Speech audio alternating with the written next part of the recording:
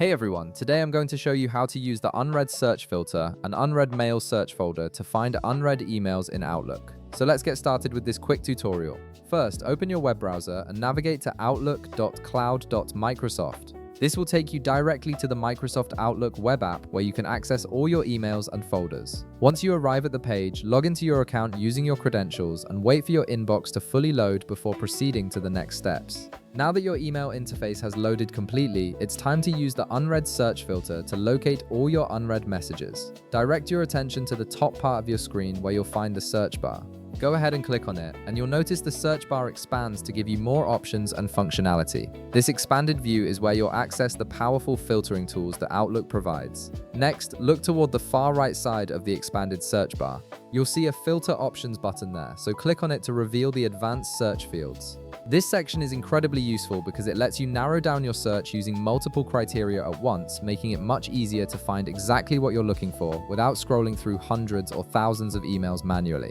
Within the advanced search fields that just appeared, locate the search status drop-down menu. This is a key feature that allows you to filter emails based on whether they've been read or not. Click on the drop-down and you'll see two options available. From these options, select Unread. By choosing this, you're telling Outlook to only display messages that you haven't opened yet, which is perfect for catching up on correspondence you might have missed. Now here's where you can really customize your search to make it even more precise. You can add additional search filters to narrow down your results further. For example, you can enter specific information in the to or from fields if you're looking for emails from a particular sender or sent to a specific recipient. You can also use the CC field to filter messages where certain people were copied, or enter keywords in the subject field to find emails about specific topics. Additionally, you can filter by date range if you're looking for unread emails from a particular time period. And if you need to find emails with attachments, simply click on the Attachments checkbox to include only those messages that contain files.